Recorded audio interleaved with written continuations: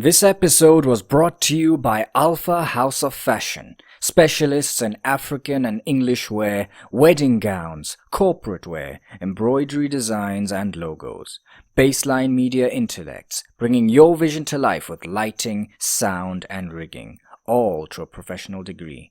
And Batch by Zara, generous servings of authentic Pakistani burfis, brownies and bakes at an unbeatable price.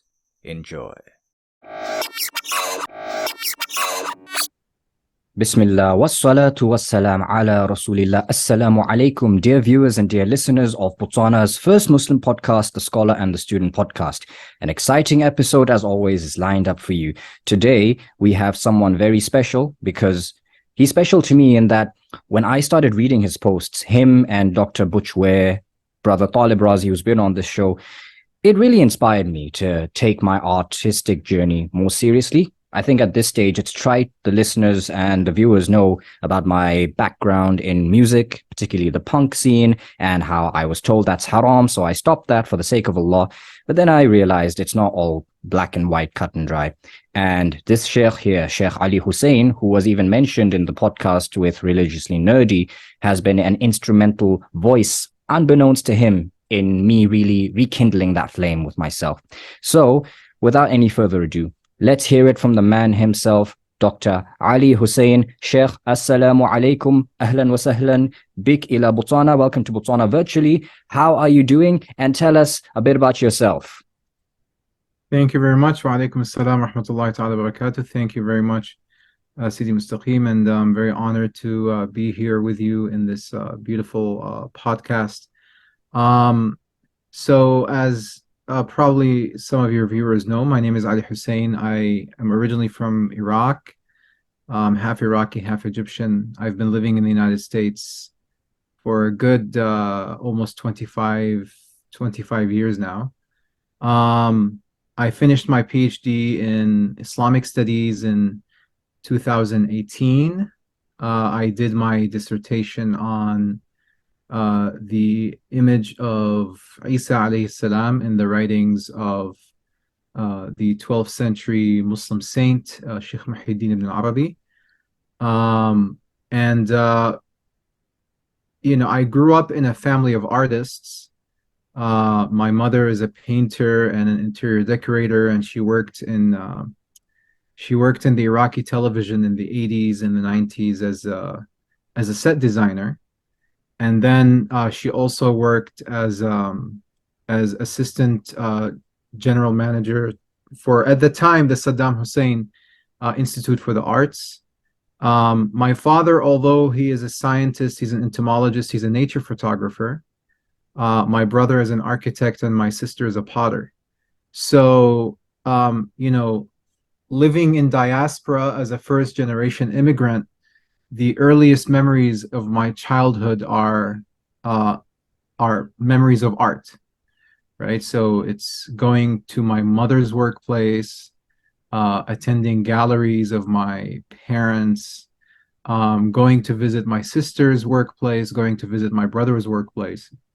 And that for anybody who's gone through either war or because I went through the first Gulf War as a child, or generally going through diaspora as immigrants, the memories that you have from your childhood take, as I like to say, many years to foment before they ferment.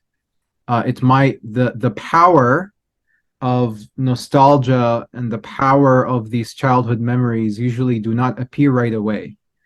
They take many, many years to turn into wine, sort of to say.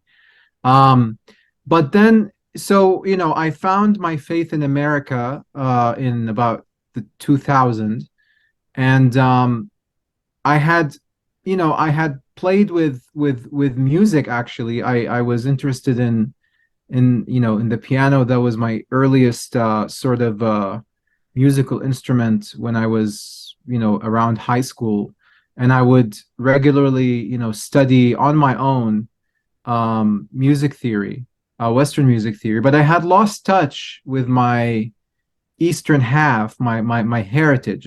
I guess I wasn't ready at the time yet for it to sort of re-emerge. But then, around 2000, after I found my faith, I went to the local masjid, and then I memorized the Quran, and I began studying what's known as the maqamat, or the musical melodies and the art of reciting the Quran using melodies. And this is specifically a style that is very common in Egypt. A few other countries, specifically Turkey and Iran, but it's really at the heart of that art form has been Egypt since the beginning of the 20th century. Then after finishing my undergrad, which around 2007, I left my local masjid because I felt that it had taken me from the art that was part of who I was. So I sort of had a reaction against the way that Islam was practiced in the West, and still is, unfortunately. Now, I didn't realize what was going on. It didn't materialize until later on. But I basically, one of my early passions, as well as music, was acting. And I actually did a minor in theater when I was in college, and I ended up doing a short film, acting in a short film. And then around 2012 is when I started my PhD. And once I started reading Ibn Arabi, a whole series of sort of strands, started synthesizing. They started coming together. My childhood, right? My background, my artistic background, and not only my family's artistry, but the fact of this idea of being a first generation immigrant in diaspora and trying to find your identity, right? And I've mentioned this a few times before, that the reason why I even wanted to do a PhD in Islamic studies was because I was seeking acceptance from a community that refuses to listen to anybody unless they have a degree. There is an absolute obsession with degrees, but little did I know that what's worse than not having an ijaza is having an academic degree in Islamic studies without an ijaza. So becoming an academic actually made me sort of, in many ways, more repulsed. My opinions were even less valued. But it was like divine comedy, because I found very quickly that the reason why I was made to do the PhD was not actually for either the academy or the Muslim community. It was for me to discover art and creativity. And that, there is an aspect of it that I can see or sort of rationalize about, which is that, the way that Ibn Arabi, the way he approaches faith, the way he engages with the Quran specifically, it was this very creative etymology, very creative, a liberty to approach the Quran and verses of the Quran with absolute creativity. What Professor Shihab Ahmed calls this idea of explorative authority, not just prescriptive authority, not the, what is allowed and permissible, but this individual prerogative to make meaning, right? To make meaning in one's relationship with God. That aspect of Ibn Arabi made a lot of sense to me, and it filled a gap in my heart. But most importantly, it sort of synthesized everything for me. But the deeper side, I cannot explain. I think it was just a missing piece that sort of came in, tied everything together. Now, I should mention that a piece, the first one of these pieces probably happened during high school. In my 10th grade, in my sophomore year, I had just been in the United States at that time for 2 years. So this was, 1999, and I had migrated to the United States in 97. In 99, my 10th grade English teacher, whose name is Ryan Goebel, he had just joined our high school to teach, and he had a bachelor's degree from the University of Michigan in English and a master's degree from UCLA in screenplay writing. And he believed in teaching English through pop culture. And, Ryan Goebel single-handedly, through divine grace, he introduced me to American culture. It was like a crash course in not content, not listen to this music, watch these films, but much more importantly than that, how to think about Western culture. What are the questions to ask? Eventually I would write about this idea of, distinguishing between the prose and poetry of a culture. That the prose are the things that are written down, right? Like the laws, the rules, the constitutions. Even in terms of the culture itself, it has prose and poetry. So the prose is like the cultural history, like the bands in the 1960s, the Beatles, the Rolling Stones, right? But then there is the zeitgeist, right? There is the underlying angst. That's the poetry of a culture. That's the stuff that you can't necessarily read about in books. You have to feel it. And you can only deduce it if you immerse yourself in that culture for a long time. So Ryan Goebel, I felt like, instilled something in me, and I had his experience. I had two of his classes.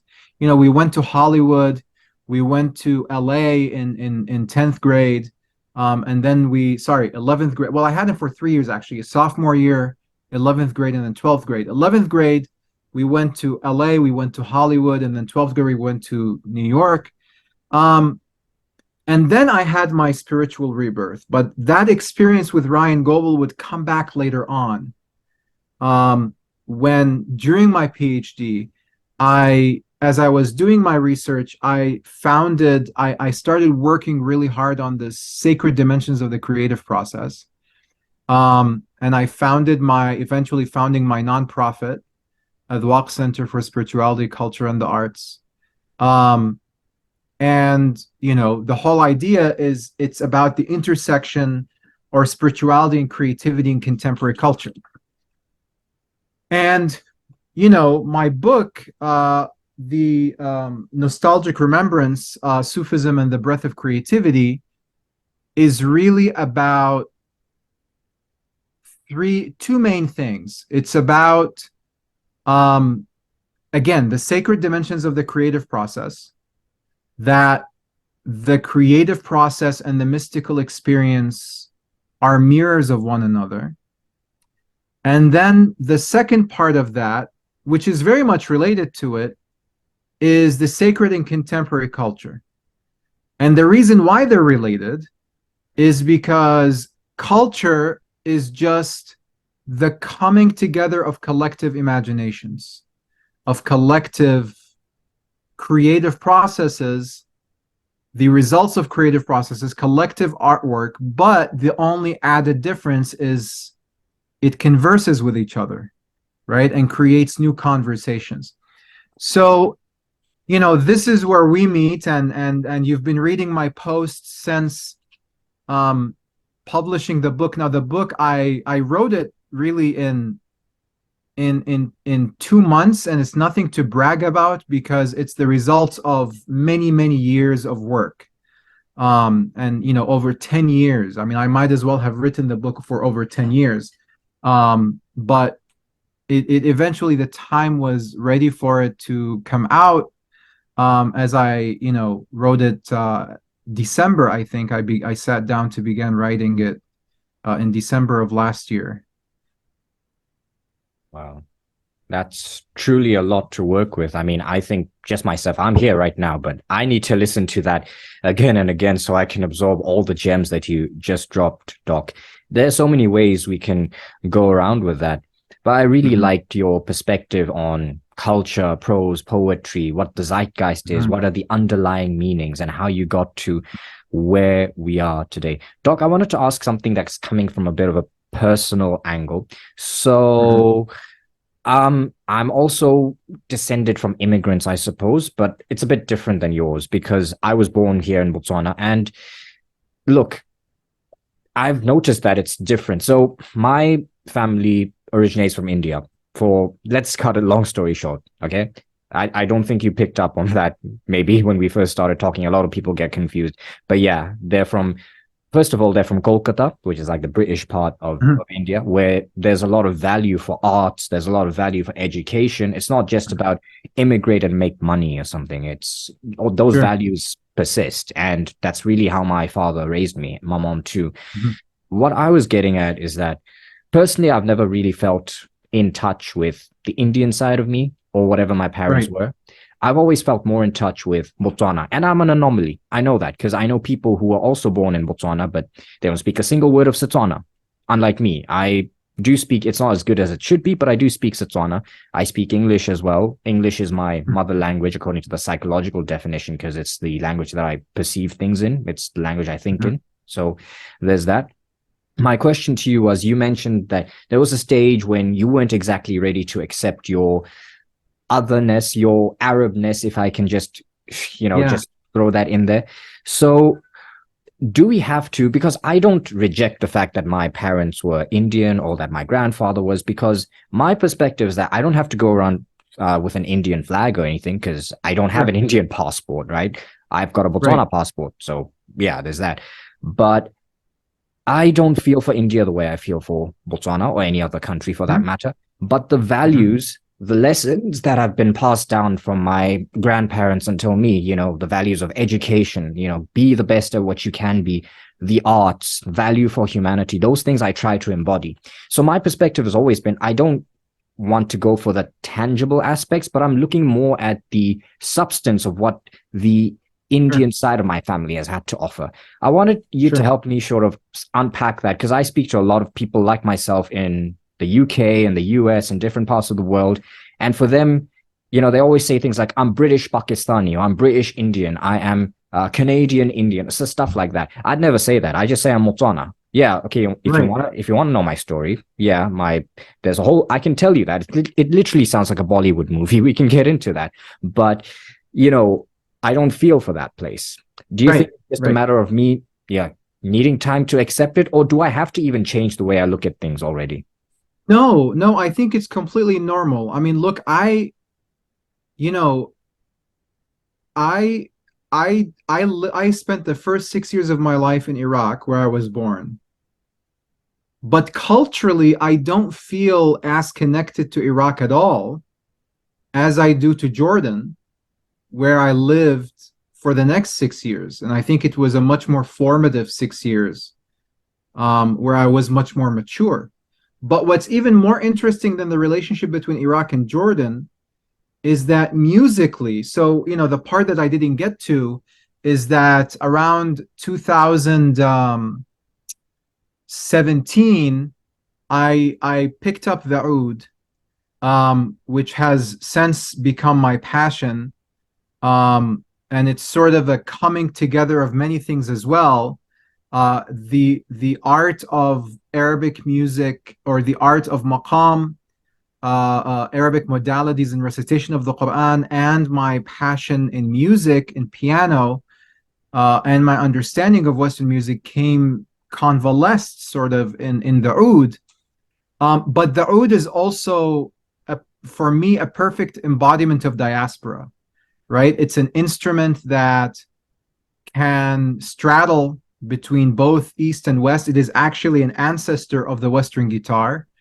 So it's an instrument that very beautifully, I feel, embodies the migrant, because it plays Eastern music with a very Eastern sound, and it can also play Western music. I felt, I tried to learn the guitar and I felt somewhat imprisoned because of the frets.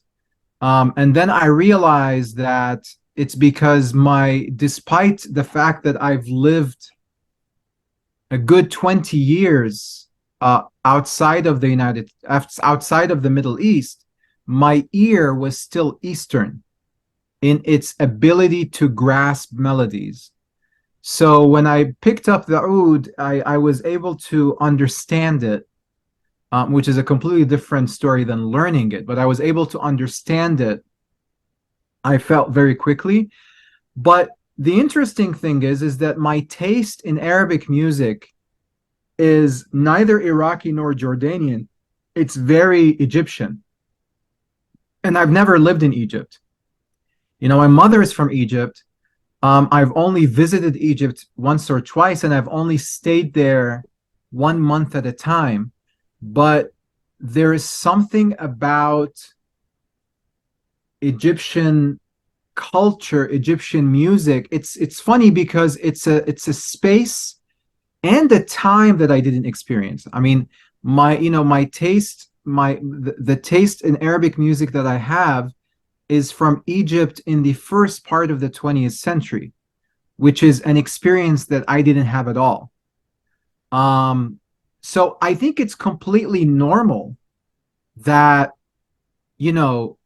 you relate. And honestly, I still think, I think, we'll have to.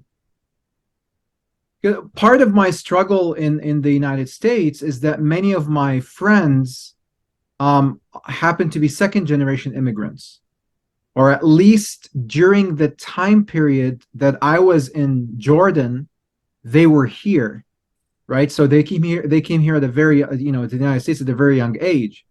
So they remember certain things, and the experience of the Muslim in the West is thoroughly performatively religious, which is very odd to me. In the Middle East, in Egypt, for example, religion is one of many things we do. And spirituality is everywhere, right? Spirituality is in the coffee shops. As I was telling somebody, in Egypt, listening to the Quran is a creative experience, and listening to music is a sacred experience. The dichotomy that has been ingrained in the Western Muslim mind of asking questions about whether music is halal or haram, and even if it is okay, then which instruments can I listen to, are all very foreign things to me, right? And this is one of the things that Ibn Arabi sort of indirectly made me, I guess, going back to what you said, it's not anything tangible that you have to connect to, but it really is, I think, the most important thing that somebody can connect to, from, especially for immigrants and for converts, because, a lot of things that sort of come to the forefront is, for many non-immigrants, indigenous Muslims, there develops a self-loathing for one's culture, that it's not Islamic, that to Islamic culture is Arab, or any part of, or wherever they go and study, right? And I just wrote a post about this, that even where they go to study, they don't experience the culture, right? They experience a very protected environment, and it's very capitalistic, because Chris Hedges writes about this in one of his books, Empire of Illusion, I think, that you know, the perfect embodiment of capitalist culture is something like Las Vegas and the pyramids in Las Vegas, because it's a shell. It's not real. It's a place where people can go, where Westerners can go to see the pyramids without the heat and without the people, right? So it's like this very artificial catered experience that you know, that a religious seeker has. Whereas, you know, my father would, you know, the stories he tells about Iraq in the 1940s, or Egypt and the way people lived, I think getting in touch with the poetry, right? Going back to the prose and the poetry, um, to grasp the poetry of one's culture that's imprinted in them. And what I mean by that, it's the culture where you were born, or if you have, like in your case or in my case, you know, I was born in Iraq, but I feel a much closer affinity to Egypt. You know, your parents are from India, but you have a much closer. Were you born in Botswana? Yes, I was. Yeah. So there you go, right? So Mhm. there is the imprint is there. And I think the focus should be on the poetry of that society, Mm. as opposed to because the prose changes. But what moves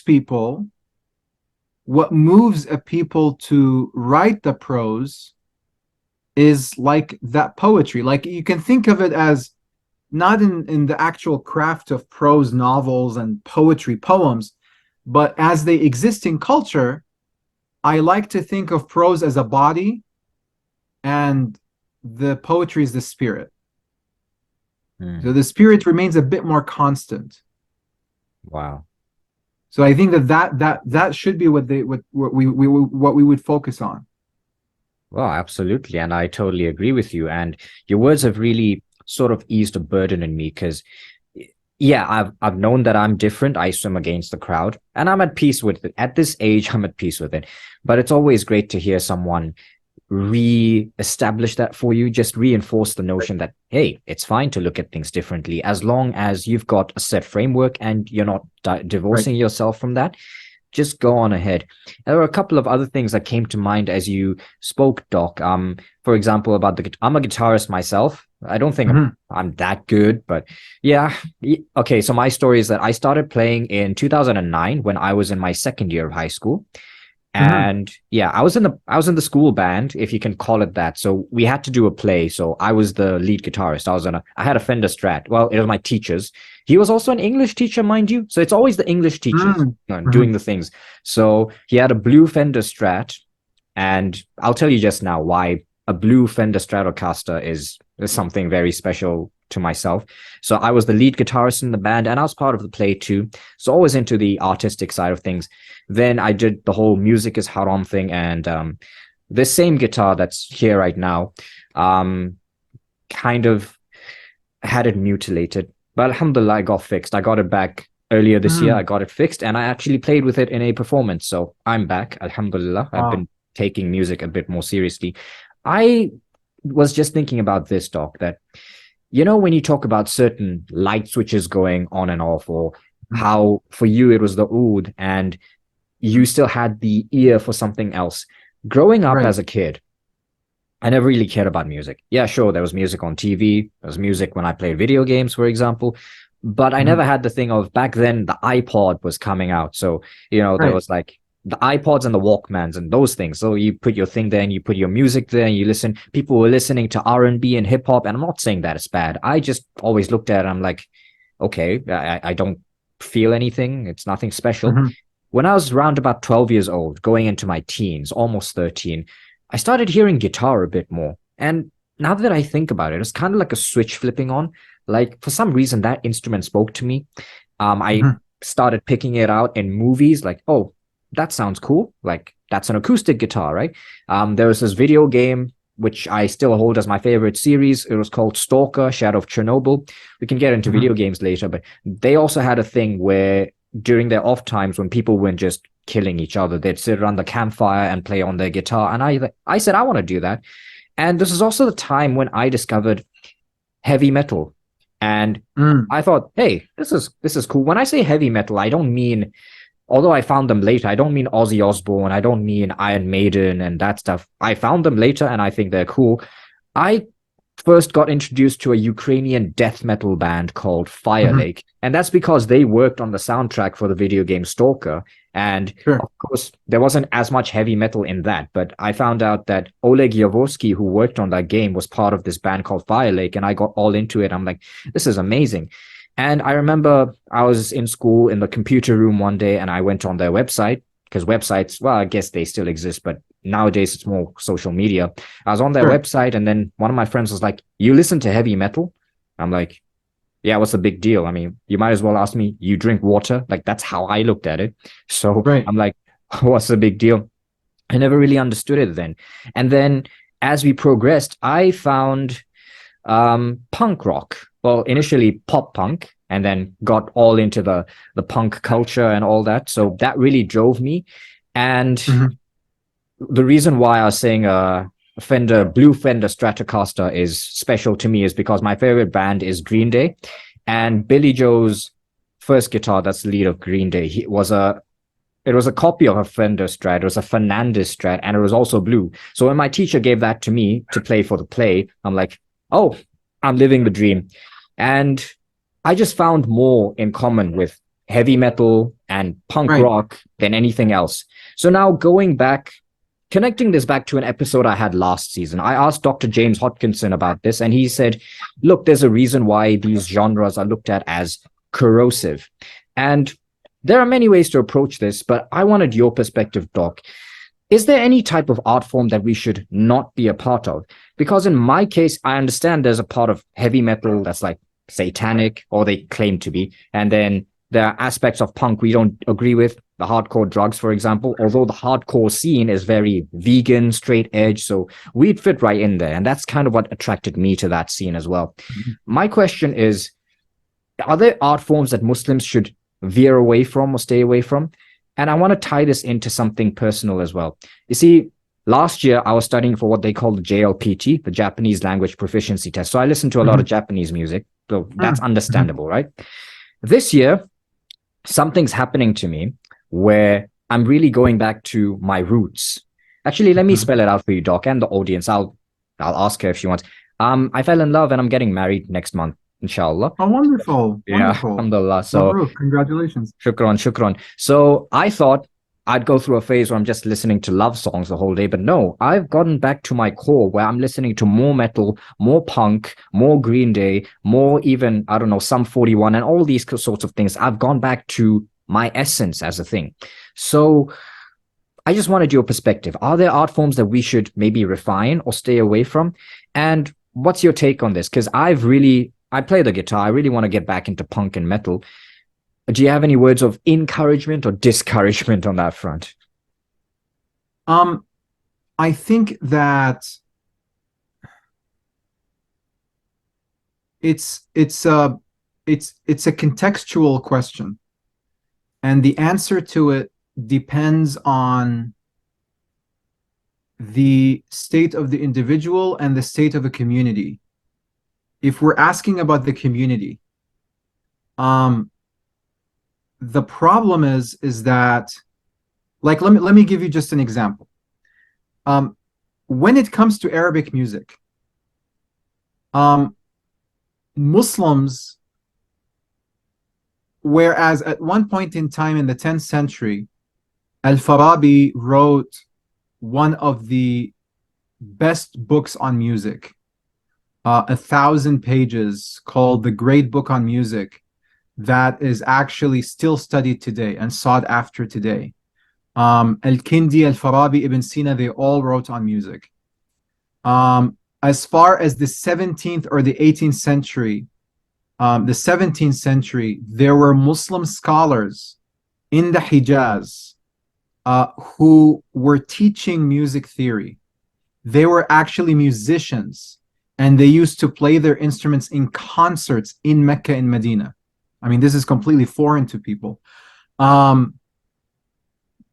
Nowadays, and I'm very familiar with the Arab music scene. And I'm talking about the traditional Arab musics, like the oudists, right? Like who teaches the oud and who teaches Arabic music.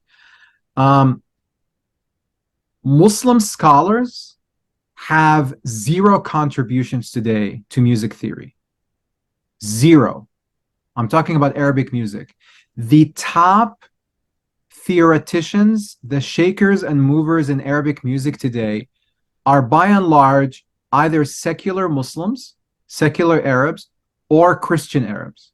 For example, the top, the Arab musician from Palestine, Simon Shaheen, Christian, he single-handedly introduced Arabic music as an academic discipline in music in the United States. He single-handedly introduced it because he came in here in the 80s and it was all cabaret music. It was all belly dancing music, as he himself has explained. I don't think, and a lot of people will think this is provocative and controversial. I don't think our community can afford at this point in time to dismiss any art form. Because this is the way, and this specific topic is something that unfortunately our community knows nothing about, which is how culture is produced. They know nothing. We know nothing about that. I know we don't know because we still adhere to misnomers such as Islamic culture. First of all, Islam means something completely different in Egypt than it does in Turkey. It looks different. There is different turbans, there is different foods, there is different clothing, right? Now imagine how differently it is from Senegal to India or from Senegal to China, right?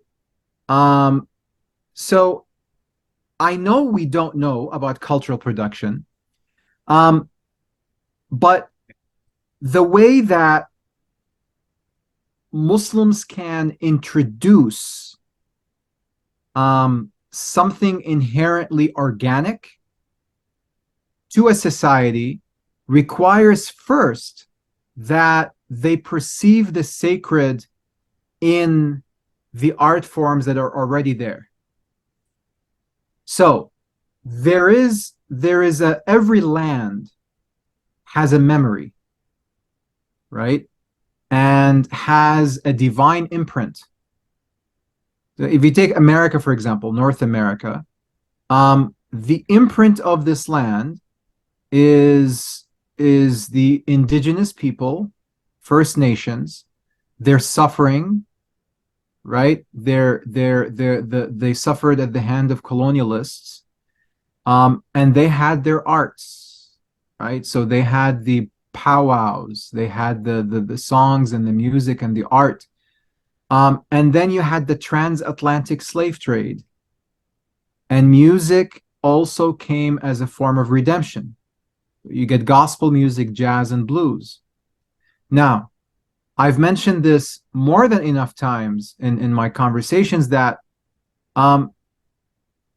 music in America, in North America, is a medium for expressing and receiving divine revelation. If Muslims in North America do not unanimously agree about the necessity of music, their spiritual calling in this country is bound to fail. There is no way they can succeed, right? Now, we can talk about whether an art form, a genre of art, is predominantly good or bad. But what we cannot question is whether there is divine wisdom in it, no matter how ugly it looks. I mean, there is, and this goes more into, like I said, the idea of culture really takes us back to the creative process. Because one of the things that people ask me is, how do you distinguish between high and low art? So one of the amazing things that Ibn Arabi says in his book, and Ibn Arabi is important for artists specifically because he's probably the only Muslim saint who speaks directly about imagination, about khayal. I mean, he talks about the subject extensively. So one of the things he says is that every human being, and I'm quoting him literally, every human being with an imagination, if they imagine, then their gaze extends to the divine imagination. Now, notice he didn't say Muslim or believer, right? Every human being. So the source of every creative inspiration is divine. Now, that is different than the external work of art. What actually is the result? You see, you have a creative inspiration, and then artists are translators. They translate the formless into the formed, or the intangible or the ineffable into the tangible. So there is a translation process through which the creative inspiration is translated into a work of art. And that translation process goes through many buffers, including social conditioning, trauma, right? Culture, upbringing, ego, and including devilish whispers. And actually in hadith, we have the paradigm, the Prophet ﷺ gives us the paradigm to distinguish between the different types of visions. And he says, sallallahu alaihi wasallam, that visions are three types. A vision that gives glad tidings, and that's always from God. Fear is from shaitan. And then hadith al-nafs. Hadith al-nafs is like, it's neither good or bad. But I feel when I read that hadith al-nafs, it's basically the nafs trying to know itself. It's the search for self-knowledge, right? So death metal, as dark and gothic, because at one point in time I used to listen to Rob Zombie, like I listened to Ozzy, I listened to Rob Zombie. I might have even listened to Marilyn Manson at one point. I don't even remember, in high school, because I was avidly watching professional wrestling. I mean, actually, professional wrestling was a great way for me to break into contemporary pop culture in high school. But now, the same people who ask me about high and low art ask me, well, what's the difference between saying that a work of art is inspired by Satan versus saying a work of art is inspired by God and then messed up by Satan, the creative inspiration? The distinction is very crucial, because once you say that a work is entirely satanic in its inspiration, you leave no room for redemption. You leave no room for appreciation. If you say, on the other hand, that a creative inspiration is inspired by God, and then it was deformed in the translation process, then it leaves at least a door for rectification. It leaves an opportunity to, as I like to think of it, deciphering the ode from the code, right? So when you come across something like death metal, because the other issue, for example, with video games, and I'm a huge video game player, people ask about violence in video games. And the funny thing is, and I forgot his first name, but the creator of Mario, Miyamoto, he said, it's like the only thing we talk about when it comes to video games is violence. We don't talk about films that way. And it goes, well, yeah, because video games are more interactive. But that's not really the issue here. The issue, the underlying issue is is that, we have not accepted video games as a sacred medium for storytelling. We still think of it as frivolous entertainment. And many of the scholars or the preachers who foolishly stand on the pulpit today and talk about video games as if we're still playing Pac-Man and 2D platformers, not realizing there is full-fleshed stories like God of War and The Last of Us. This is exactly what I'm talking about the ignorance in cultural production. The reason why a preacher will mistake Michael Jordan for Michael Jackson is because they have not accepted this culture as sacred, as a sacred medium for storytelling. And this will remain to be the problem. Because here is the fact. Anytime you regard a medium, a storytelling medium, anytime you approach it with nuance, the sign of that is that you neither reject all of it, nor you accept all of it. The person who says, I watch all movies, I listen to all types of music, that to me is as meaningless as saying all music is haram. Because a sign of nuance and appreciation is to develop a taste. We don't eat all types of food. We don't wear all types of clothing. We don't wear all colors, right? We don't just drink whatever is in front of. No, we have a taste. This is a sign of regarding something as sacred. This is really what it's ultimately about. And so it's the same thing with violence. I mean, you can talk about violence in music as well, or violence in film, right? Too little violence is as harmful as too much violence. Let's not forget, violence is mentioned in the Quran. Allah allows darkness to speak in the Quran. Allah gives a podium to Fir'aun. Fir'aun is allowed to speak. Allah gives the podium to Iblis multiple times to speak. And Haman and many enemies of God are allowed to speak. Because,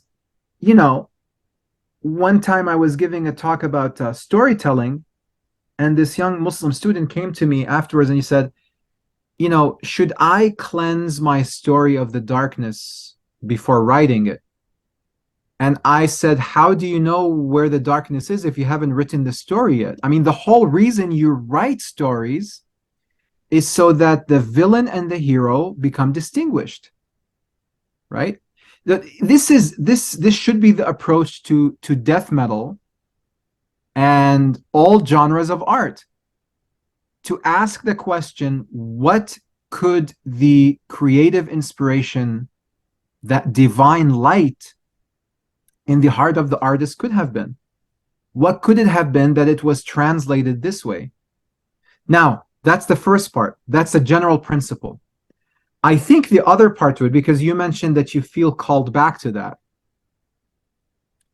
One time a saint was asked by one of his students who's very narrow-minded. The saint was asked by that student, he said, some of your other students, they go and they sing in nightclubs, or they go and do whatever and here and there. And he said, it's not for you, but it's for them. You can't do that, but they can. And this is a sign of passion and calling. My litmus test, personally, is wherever you feel God is speaking to you, pursue that line. Because chances are you are the only person who can do that, or you're one of a very few people who can do that. But as long as that is there, that sort of inner voice where you feel a sense of truth, and it doesn't have to be always light, and it doesn't have to be always beautiful, and it doesn't have to be always very perfect. Medina Whiteman, Allah bless her, when she interviewed me about my book, one of the things she said about Islamic art, like calligraphy and qasidas, she said it's a very beautiful and perfect art form. But the problem is our world is not perfect. Our world is dark and messy, and that's the fact. The problem is that our community is now utilizing art to pursue its agenda of escapism from the pop culture, whereas there should be a means of actually translating, Islamic calligraphy to deal with the messy, broken, yet very beautiful world we live in, because God created it.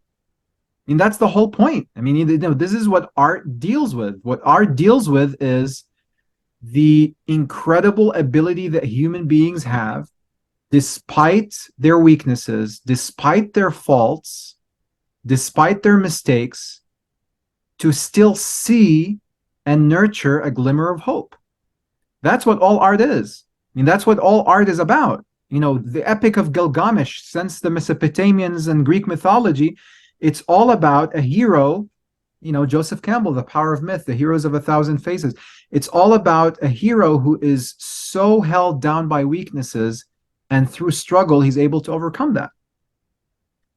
Right? And the reason why the Greeks went to Mount Olympus to hear these stories is the same reason why we still go to watch Marvel and Star Wars and DC Universe, because we need to feel like our lives are part of a larger, make sense, and are important in the grand scheme of things. I took a long roundabout way to say the Muslim community cannot afford to dismiss any art form, at least not at this point in time. Wow. When they can do that? If they have spent years studying death metal with appreciation. Wow. If they have done that, and they have actually, if they're unable to see, as long as they're not able to see any sacredness in the angst behind this art form, they cannot dismiss it. This reminds me actually of the story of Sayyidina Isa with his apostles, when they passed by a carcass of a dog, and he asked them, he said, "What do you say about this dog?" They said, "How foul is its stench, and how grisly and gruesome is its image." He said, "As for me, I say, how white and beautiful are its teeth." That carcass of a dog, you can think of it as death metal, if you wish to say that. Until you're able to find the whiteness of the teeth of this thing that you're so repulsed by, you have no right to dismiss it. Wow, subhanallah, amazing. So many gems, and answered a lot of other questions I was foaming at the mouth to. But just to clarify, Doc, you're not giving people a green light to go and do things which, what is the word I'm looking for? It's not a green light for open, maybe obscenity, nudity, and all that stuff, because you did mention that, look, that stuff exists, there's a place for it. But what if someone comes up to you now and it makes the argument that, well, sexual films or borderline pornography is also an art form?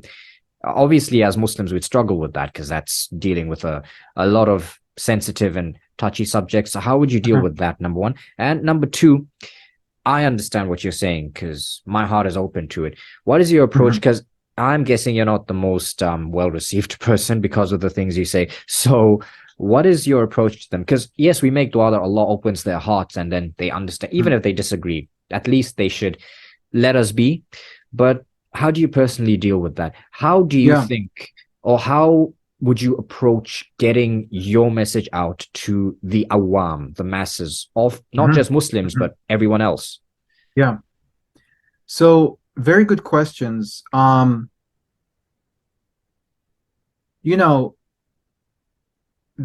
idea of something being a certain path being for certain people and not others. I am completely convinced that some Muslim scholars today should have been dancers. They should have been artists. And the reason why I say that is because they're miserable and they make people around them miserable. And I know they have artistic talents, and had they pursued those talents, that would have been their calling. But they're the product of a society that made them believe that no craft is sacred and no craft will deliver you to God except religious scholarship. And it becomes a poison. The word gift in English is poison in German. So a gift, your own gift, your God-given gift, if it is not passed on, if it is not nurtured and externalized, it will turn to poison. It will turn into, because it's energy. And if you don't externalize it, it will destroy you, and it will destroy. And I've seen stories like this materialize in front of me in people I know. So just as some people, look, there is nothing that inherently makes a reciter of the Quran more pious than a painter. Mm-hmm. Here is why. Because you could read the Quran seeking everybody and anybody but God. You could have a beautiful voice. You could get paid thousands and thousands of dollars. You could get, and it would have been better for you had you been an accountant. You wouldn't have sought all of that status. And similarly, if for the people that it's meant to be, that's their craft, so be it. But it's a calling. It's the important thing is figure out the calling. Measure the dispositions of people. See what they are called to, what they feel invested in. But it's like nowadays, if you want to be an artist, if you want to be a medical doctor, if you want to be an engineer, you take exactly the same classes that the person who wants to become a faqih takes. This makes no sense. This makes absolutely no sense educationally.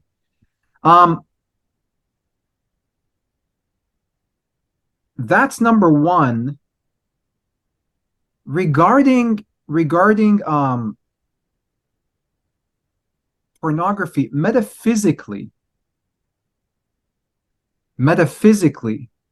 the issue here is, I understand the need to say this is haram, but I also think we need to understand why. There is the faqih mentality that says you don't need to know why, it just is. I'm sorry, but in the day we're living in, it's helpful to know why. Why is it helpful to know why? Because I cannot convince an artist by telling them that it's haram. Let's just be very blunt, especially if you're talking to non-Muslim artists. But now this is the way in which you can talk about it. Imagination does not like to be given things, right? Things need to be hidden. And this is why, for example, one of the best Sufi poems or poems from pre-Islamic times with Sufi motifs, Majnun and Layla, the union never happens. Majnun never meets Layla. In one story, he does, and he tells her to leave him alone. Mm-hmm. Because the point is, as it was taught in theater, in screenplay writing, show, don't tell.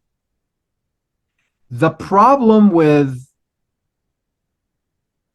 sexually illicit images is it's stealing something from the domain of the imagination. This Ibn Arabi talks about directly. He says the reason why we were prohibited from making statues, why Muslims are prohibited from making statues of the Prophet ﷺ, or making images of God, is in order not to imprison the imagination. Now, we're actually commanded to imagine God during prayer. How so? When Sayyidina Jibreel alayhi salam in the hadith comes in front of the Prophet ﷺ, and he asks him, what is Islam? What is Iman? And then he asks him, what is Ihsan? The Prophet ﷺ says that you worship God as though you see him. And ta'bud Allah ka'annaka tarah. That kaf, the kaf of ka'annaka, Ibn Arabi says that's the kaf of imagination. That Sharia came prohibiting physical images, not because images are forbidden, but in order not to imprison the imagination. Because the imagination, once you have a physical form in front of you, and you say that's the image of the Prophet, the imagination cannot roam free anymore. It's imprisoned. It is actually for a creative reason. And this can be extended to the idea of pornography, because what you're doing with pornography is you're killing the journey of love. Mm. You're killing the very richness of the whole motif of the lover searching for the beloved. That's the whole point. And actually, this is, if you look at the Quran, for example, many of the things that are forbidden in dunya take place in paradise. But not only that, physical intoxication is forbidden, spiritual intoxication is obligatory. Right? Sukur, getting drunk on God. And this is the motif. Now, if you were to explain as well, it's forbidden in our religion, you've killed the conversation. I mean, what can the person say to you? What can an artist, a Muslim artist who is not practicing, precisely because they've been told so many times it's haram, what can he say to you at that point? Or what can a non-Muslim artist say? How do you create art? This is the point. How did Muslims create art? I mean, Ibn Arabi has poems, for example, poetry that is very, very explicit. Like for example, نفسي الفداء لبيض خرد عرب لعبن بي عند لثم الركن والحجر. He says, my soul is ransom to white virgins with big breasts. That's what it means. They played with me while I was embracing the corner and the stone. He's using the metaphor of women in order to draw an analogy to divine attributes. But it's not about the physical, not simply because the physical is forbidden. It's a metaphysical reason. A metaphysical reason at root, which is that it's in order for the imagination to be activated. Ibn Arabi, in talking about poets, actually, he addresses this point. He says, poets have extinguished their words in existent things. This one talks about women. This one writes about wealth. This one writes about status. And the knowers of God, they see only him behind all these forms. The artist himself or herself doesn't have to know that. And this is another thing. In our community has become so academic. When you try to explain to them, I don't know, like the movie Inception, for example, that it's very much rooted in spiritual reality. Oh yeah, well, but Christopher Nolan is not Muslim. It doesn't matter. It does not matter. This is why metaphysics exist.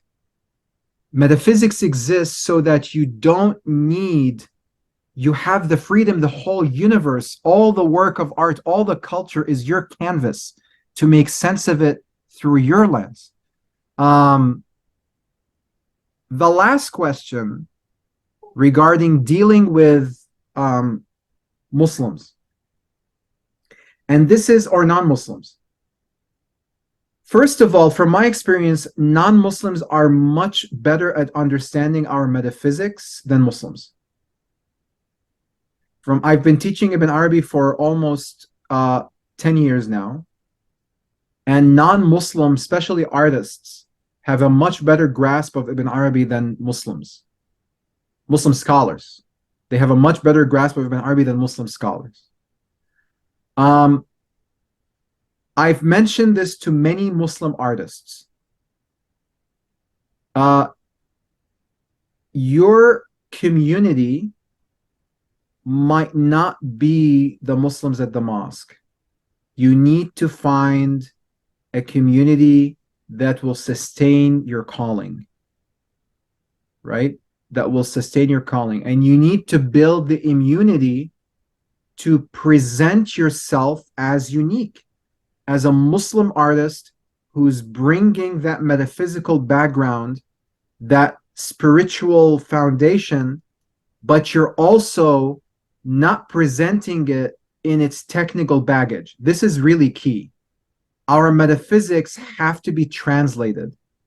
This is part of my malay with this whole, infatuation with doing an authentic translation of Rumi's poetry. That somehow Coleman Barks, who has been doing this work for 20 years, just doesn't understand Maulana Rumi. He never said he was doing a translation. He was doing an interpretation. It's not that an authentic translation of Rumi shouldn't exist, but you can't give that to atheist businessmen on Wall Street. They're not interested in that. If Coleman Barks hadn't translated Rumi, Rumi would have never been on Oprah. Mm-hmm. But our community doesn't care. This is the thing. They don't care. They want ownership because they think that they own Rumi. Mm. And so they'll say things like, the West has taken Islam out of Rumi. But you have taken Rumi out of Islam for over 30 years. You've never taught him at your seminaries. And you still won't. You will never teach Rumi. You will never teach Ibn Arabi. And the reason why you won't teach them is because you cannot systematize, you cannot curriculumize, you cannot institutionalize, and you cannot ijazify art and poetry. You can't, right? So in a gist, that's my answers to those questions. Care to savor some authentic Pakistani dessert? Fancy some brownies? Need a specialized package for a special event? Batch by Zahra has got you covered. Call or WhatsApp 74755 and get your batch now. A generous helping at an absolutely unbeatable price. Attested to be absolutely tasty by us here at The Scholar and the Student. Alright. Wow, amazing. Once again, a lot of gems you're dropping. MashaAllah. May Allah elevate you in many maqams. Ameen. But see, on the last point, in terms of art cannot be ijazified or codified into a sort of degree. How do you reconcile that with being an academic yourself? I mean, there's always this sort of dichotomy within Muslim circles, but generally speaking as well, that, that guy's a musician. He probably dropped out of high school. A lot of people are like that, yeah. And that guy's a nuclear scientist. He spent like 15 years studying at university, making his thesis and stuff like that. How do we deal with that dichotomy? What's your experience? I mean, of course, having a PhD in Ibn Arabi is different from having a PhD in nuclear physics. And you mentioned your father at the beginning of this podcast as well. How do you reconcile with that? And what's your advice to myself? I'm an artist. My degree is in law, so I work as a lawyer most of the days. I'm also really enthusiastic about learning more, getting a master's, getting a PhD, maybe not in law, maybe more in the political science spectrum, something like Right. that. So, um, I don't think you're going to tell me don't do it, but what's something I should look out for in that journey? And over and above that, I mean, there's also this to consider. Being an artist isn't very lucrative, especially if you're in, Yeah. I mean, if you're like top of the charts, obviously you're raking in millions. But if it's like me, if I put out an album tomorrow, who's gonna buy it? Who's gonna stream it on Spotify? And if it does get Right. streams on Spotify, I'm just gonna get like a percentage of that. So there's all that to consider. And I mean, getting a master's and PhD is sort of similar because I am looking at the prices to just get in or get a sponsorship. It's quite a lot of work. Mhm. Marinating with these ideas, Doc, how would you then approach it or address the issues that I've raised? Yeah. Um, I mean, first, the issue is that, I mean, I'm somewhat familiar with the classical training in religious studies, as well as, and this whole obsession with ijazas, as well as with in the academic world. And I found that they're really mirrors of one another. And it's not surprising to me because, one of our crises is that the Muslim community, post-colonial Muslim community, has adopted and appropriated Western educational paradigms, not only into the tradition but as tradition. And this is the problem, right? That this whole idea of, that, it was Ignace Goldziher who said that Islam is knowledge triumphant. Islam is a religion of reason. And now it has become our slogan that this is what Islam is all about. But it's not. It traditionally wasn't. For 1,000 years, Muslims, the majority of Muslims, were illiterate. They couldn't read and write. The religious scholarship enterprise couldn't have been the way that everybody found their way to God. They had inherited and memorized the poetry of Sufis from their parents and grandparents. And these carpenters and painters and farmers, this is the way they, again, made meaning. They transformed their everyday craft into something that's sacred. And even in traditional societies other than Islam, in African societies, for example, as my teacher and mentor and friend, Sheikh Adiyan Kamendi says, that the religious scholarship is but one of many crafts. And traditionally, it's the craft, it's everybody's craft, that's their path to sainthood, right? This is what we're really talking about. That for some people, becoming a religious scholar is how they become saints. But for somebody else, being a musician is how they're going to be saints. And if they don't do that, again, they become miserable, right? They become the alter ego. They become the Sith, not the Jedi, right? And so on and so forth.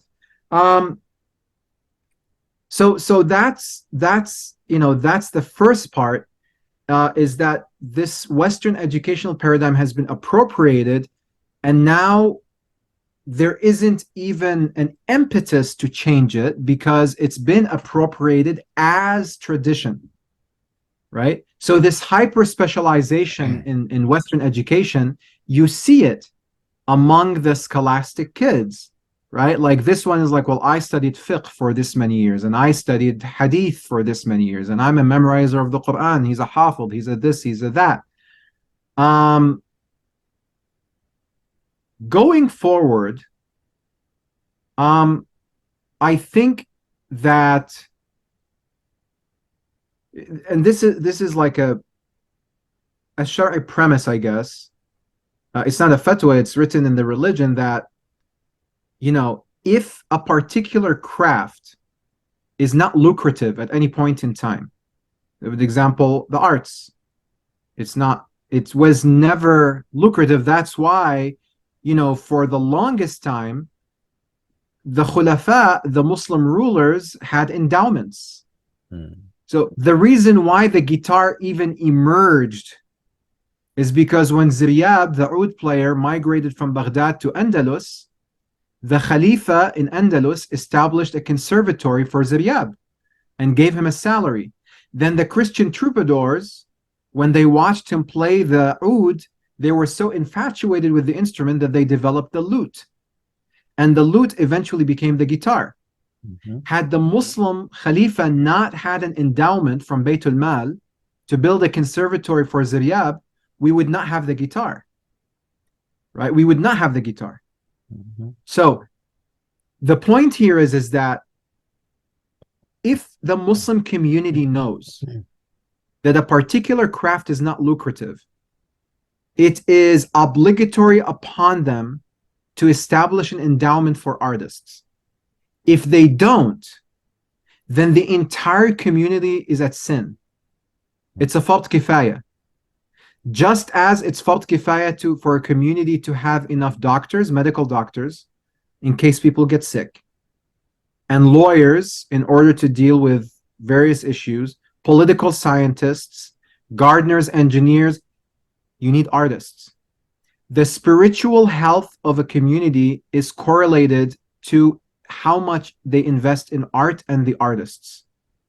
Okay? Now, we all know that the Muslim community doesn't see it as a problem because they still think that art is frivolous. It's empty entertainment. So I think going forward, I mean, look, the solution has been, because many Muslim artists have had to fend for themselves, sort of to say, to make their own way in the world. I don't think that's working anymore. And I don't think that's working not only for Muslims, but for everybody else. Here is the thing. Not every person with an artistic inclination should be a full-time artist. But if every artist in a community is a part-time artist, that society is in crisis. You need full-time artists. You need writers who are writing 24/7. Najib Mahfouz, the famous Egyptian novelist, his job every day was to pray Fajr, go down to the coffee shop, to the cafe in his neighborhood, and just sit and watch people and write. And he won the Nobel Prize in Literature just by doing that, right? Somebody has to be doing that. You can't tell people, go become a medical doctor and practice your art on the weekends. Then if you do that, don't be surprised when young Muslims commit suicide in Islamic schools, right? Don't be surprised when young Muslims turn to atheism, because you're killing your storytellers. You're not allowing them to tell stories. So what's going to happen is that the Muslim community is going to reach the brink, a point of no return. And I think it's in the hands of the artists themselves, the Muslim artists. And this is why I said that Muslim artists need to find their community, a community that respects their calling. You know, you cannot look. The point isn't that we don't care if our community appreciates our work. The point is even if you did want, and unfortunately, a lot of Muslim artists now are practicing their craft in spite of their faith and in spite of their community of faith. They don't care anymore. But I'm not saying you have to do that. But I'm saying even if you wanted to practice your craft in order to make your community see how important the work that you're doing is, you can no longer make them see that from within the box, from within their machine. Their machine is bureaucratic. Their machine is masjid boards. Their machine their machine is basically, professionals running the religious scene, scholars who don't even know how to watch a movie. They don't even know how to listen to music. How would they appreciate the creative process and what an artist goes through, right? So Muslim artists have to find their communities of support. And then once they find their communities of support, They need to create works that that then, that then come back to the community. The community will then see these works in front of them as a mirror. That, wow, maybe this is what we need. But sooner or later, I mean, one thing to do, for example, is to convince the Muslim community of the importance of spaces. So, for example, in the United States now, already as early as the 2010s and the early 2000s, we had this idea of third spaces, right? Like ta'lif, for example. In the UK, you have that beautiful Rumi's cave, right? So spaces like this are like a barzakh, right? They're places in between where the masjid crowd comes not on its own terms, and that's really the key, but on the terms of the artists to express themselves. And I think one of the most important spaces is coffee shops, right? Mm-hmm. Coffee shops, they're neutral. Any type of liminal space, any type of space that does not belong, that belongs neither to the masjid or to what people perceive as the sacred or the profane, but a place that is impartial to both, where both can exist, is the type of space we need. And by the way, it's not just for the ability to talk, but it's also to cultivate particular types of conversations. Mm-hmm. Because again, as I said, we have scholars who don't know how to watch movies, who don't know how to listen to music. One of the things that happens when your community no longer supports the arts is that you lose all sense of aesthetic sensitivity and sensibility. Mm-hmm. So you no longer see any importance in color coordination in the walls of your masjid and your carpets. You don't think it's important because you've become so utilitarian, so functional in your approach to faith that the aesthetics, which are very much spiritual, are seen as frivolous. Mm-hmm. That you need a space where people are not in control of the conversations, so that they can be made to see, what has been missing. Beautiful words of advice, Sidi. My question now, what is your advice then to artists? Maybe you can advise me in specific, because I believe you've seen some of my things here on Threads. That's literally all I use Threads for my poetry. Mm-hmm. You can be specific to me, but also in general. Going on the system that you have so aptly described, that it's not very favorable towards the artist, mm-hmm. How should we conduct ourselves? How should we sustain ourselves? Because, look, I understand we live in a capitalistic world, and I'm anti-capitalist myself, by the way, so I really have no love for the system, but I understand that I've got to do certain things to pay rent, to eat, to take care of my family. Right. So do you think that automatically monetizing art spoils it? Because we talked about Green Day earlier, right? I don't know if you know their story, but they came up in the DIY punk scene in Oakland, California, and when they signed to a major label, because they thought that this is going to be great, we're going to get our music to more people, they got kicked out of that venue and literally canceled. That was, I guess, historically a very potent example of cancel culture. They weren't even allowed back in. And because they were seen as sold out, right? Exactly, sellout. I mean, exactly, sellouts. And that's a very big thing in the punk community. If you sell out, you're out. So all that. Is it that simple that if I decide to sell my music, that it's automatically tainted? I mean, I need money because of this stupid system called capitalism. But at the same time, I mean, there are certain pop songs you can hear on the radio, for example, and it's literally just, it's an ad, or it's so devoid of life, but it's just there so the guy can make money. Those things exist too. How do we tackle that? I mean, I think there's a short-term solution and then there is a longer-term vision. And the long-term vision is that, I think we're much more so now in the, do-it-yourself age. It's relatively easy. mean, look, Islamically, Sufis specifically, like I'm amazed. On the one hand, you have scholars who are so against social media, but then saints are so embracing of it, of using it to spread their message, right? Like we Islam, remember, like the Prophet ﷺ was the first, he was the last prophet, he was the first prophet to establish a civil society. Like there are people who like, we want to leave the city. The Prophet ﷺ was the first prophet to establish a civil society with a constitution. Islam doesn't have this thing about, people like I understand it. Like people either say, well, it's, smartphones and this stuff like that. Well, okay. Before, when the internet first came out, like you said, websites, it was like, websites are so bad. But then when the TV came out, right, it was like, oh, the TVs is like a complete decadence.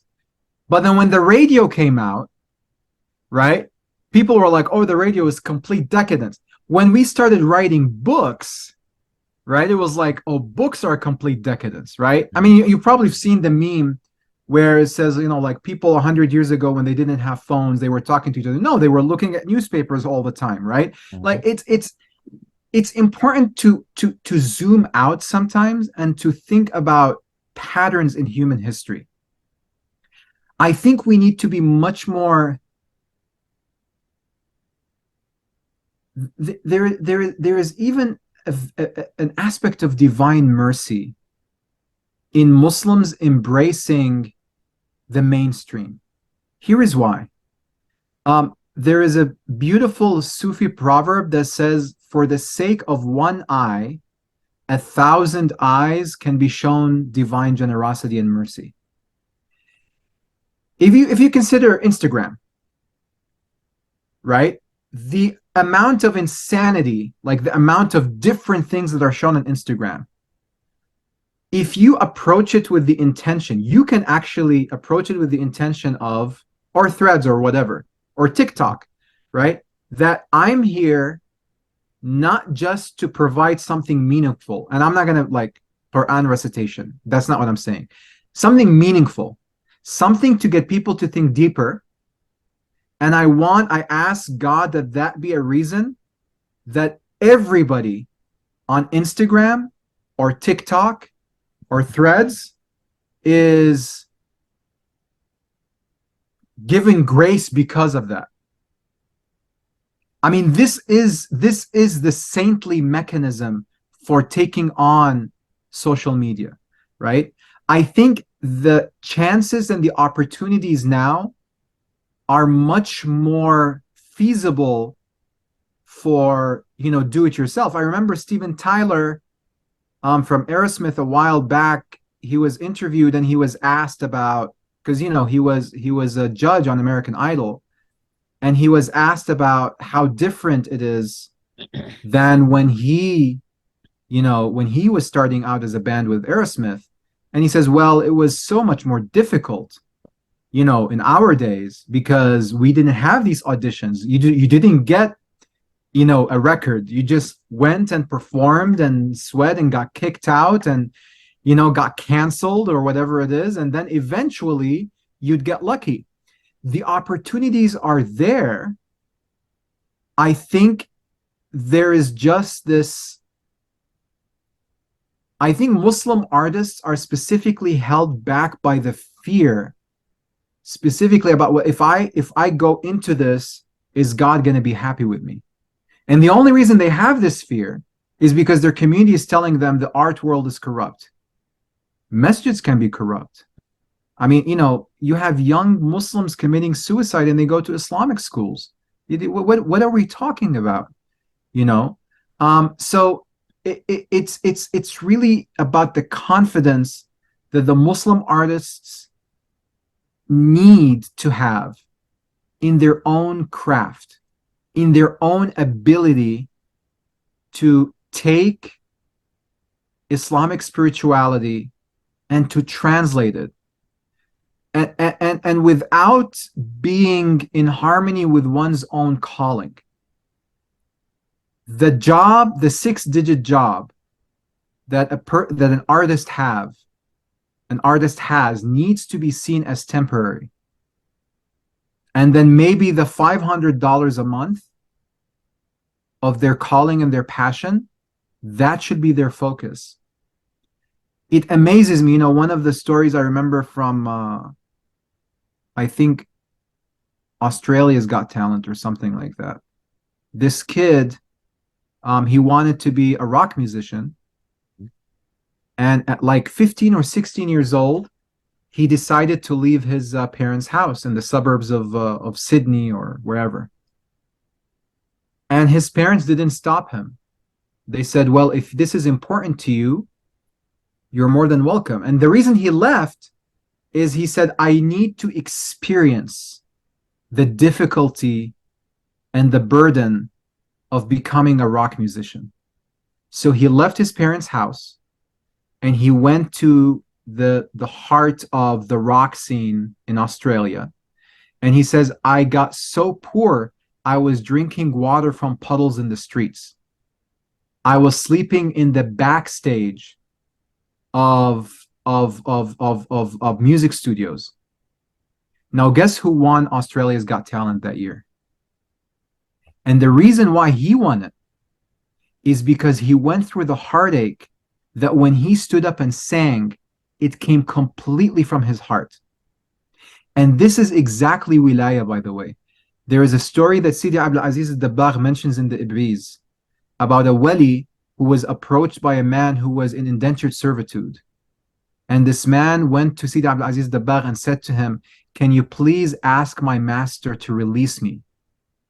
Because he is hurting me. He is abusing me. So the wali said, okay. A few years later, that wali came to the man. He said, release this man. And he released him.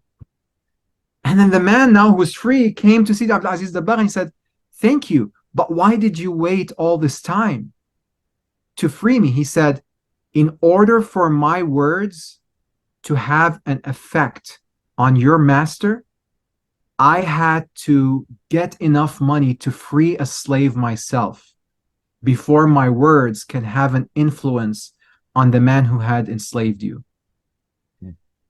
Peter Cook, an architect, he says, he insists on drawing everything by hand, right?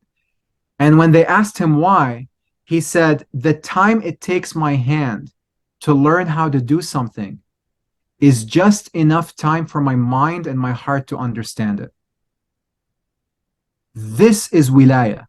This is sainthood through the craft.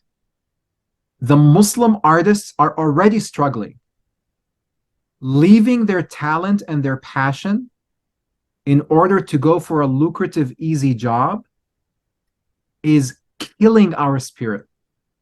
It is killing the Muslim spirit. I am a complete advocate for the struggle, because we're going to struggle anyways. And struggling with money and livelihood is much easier than struggling with inner depravity. It's much, much easier.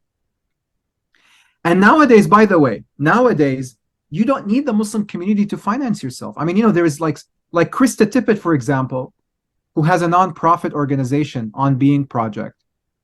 She does podcasts. She's been doing podcasts for 10 years on the intersection of spirituality and creativity. She gets millions of dollars from the Fetzger's Institute and the John Templeton Foundation, who have money to give to, I don't care if it's Rockefeller founded or, whatever it is. Then work through that system that is available to you in order to found something that is better. But I don't think it's going to work much longer to walk around our passions as opposed to just drowning in them. It's not feasible. It was never feasible, but it's definitely not feasible now. Sidi, when I hear you talk, I really don't want you to stop. before we get into like signing off and thing, you have to come to Botswana one day so we can just talk for hours at a coffee shop I would be somewhere. honored. I would be honored. Absolutely. Absolutely. Yeah, and barring that, I'm coming over to the States anyway to see Please you. do. Yeah, Please. yeah, Please. absolutely. Maybe we'll go. Maybe we'll go to a concert. Yeah, sure. I'd love that. It's funny that I've never really been to a proper concert. I just remember once, like, so in South Africa, that's my neighbor, by the way, in Johannesburg, Mm, there's this one thing called the Rand Easter Show. And obviously it happens during Easter weekend, because why uh-huh. not? I remember I was there in 2010, which was the year of the FIFA World Cup for all my football Uh-huh. fans here in South Africa. And for us, it was a big thing because, oh, World Cup in Africa for the first time, and so close to home, so close to Botswana. Sure. So I didn't go to see any games, but I did go for the Rand Easter show that year. And the closest thing to a concert I got was there were some musicians performing on stage. I have no idea who they were, but then, my dad, he's not hugely into music, but he loves his cinema. So he looked at that and he looked at me because I was really into playing guitar at the time. I was majorly into punk. In fact, I was kind of a dead ringer for Billy Joe Armstrong from Green Day at the time. I could show you pics if you wanted to, but Oh yeah, wow. I'd love that's to. yeah, I really used to do that kind of stuff. So he looked at the band, he looked at me and he's like, why don't you just go there and, sit on the grass or something? Because I know you like it. So yeah, I did. And that was the closest thing to a concert I've ever attended. So I'd really love to That's be in wonderful. a No, yeah, that's proper amazing. thing. Yeah. Yeah, No, absolutely. absolutely. It'd be wonderful. No, Mhm. no, absolutely. Yeah. 100%, CD. Before you wrap off, I would like to hand the ball over to you for you to ask me questions or a series of questions. I do this on every episode. So feel free. Nothing's off limits. If it is, I'll tell you, but I doubt you could push my buttons that way. Okay. This is a question that I think is important to ask to artists. I've asked it in my workshops, because I oftentimes hear non-Muslim artists talk about these very universal ideas that are existential and important to all human beings. Like, this artist will say, I'm interested in memory, I'm interested in imagination, I'm interested in stillness.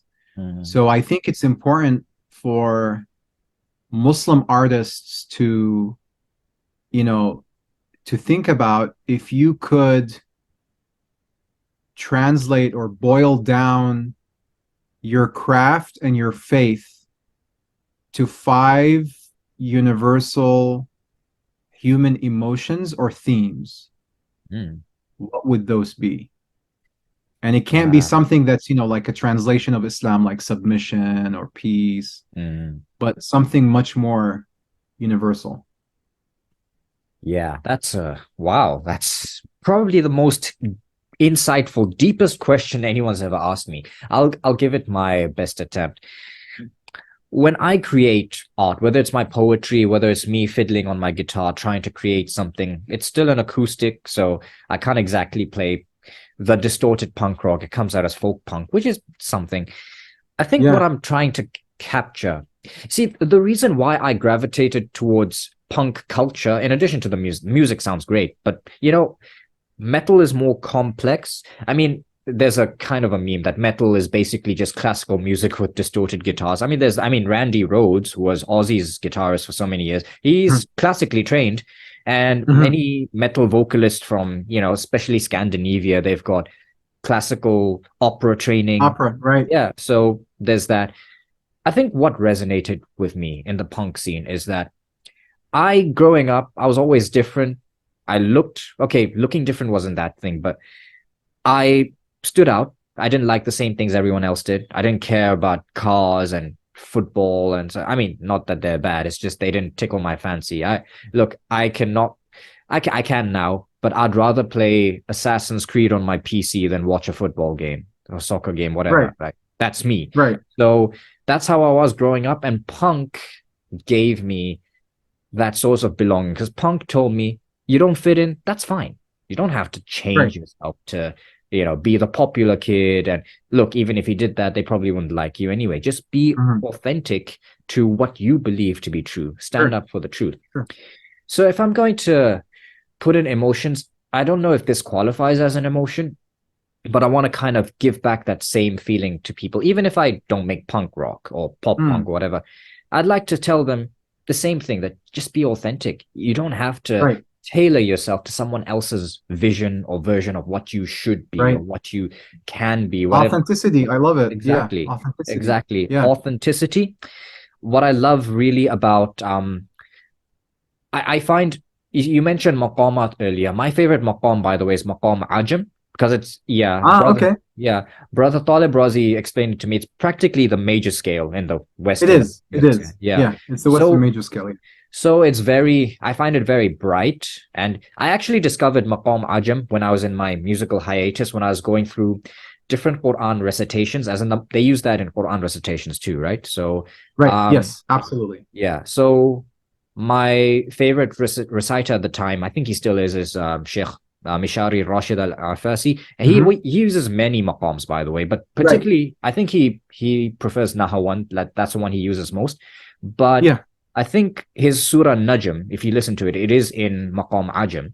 So when I heard Maqam that, Nahawand, by the way, is the minor scale in Western music. yeah, well, yeah, it makes So sense. Makes sense. C minor is the traditional Nahawand in Arabic music. Oh wow, yeah, that's amazing. Yeah. Anyway, I listened to.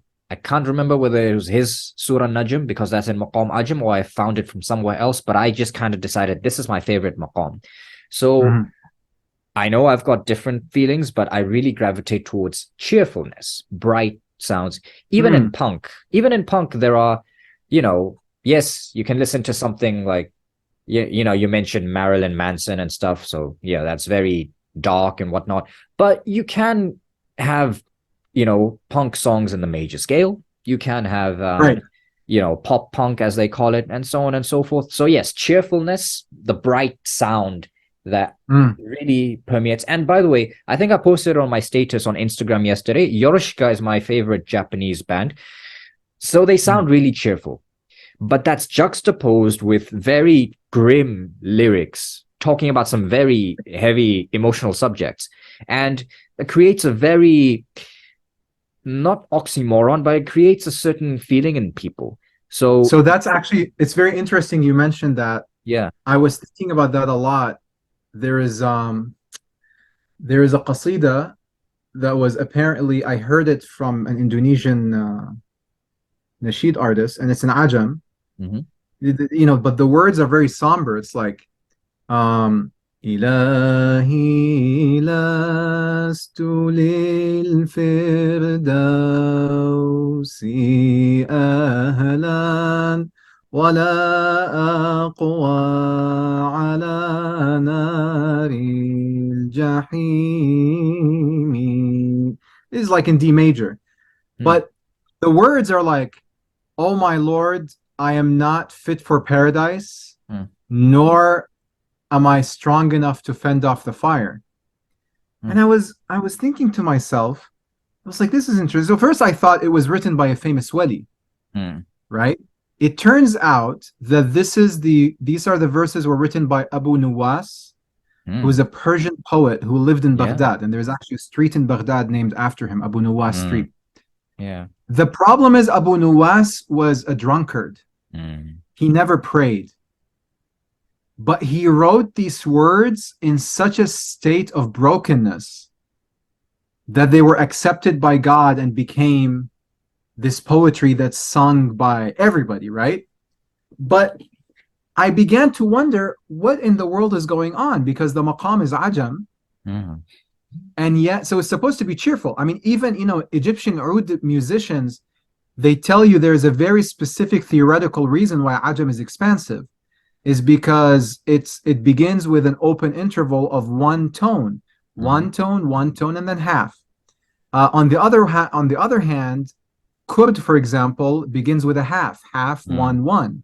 Nahawand is 1 half 1. So what is going on? Why is it this way? And then I remember there's a song by Kulthum that is also begins in ajam.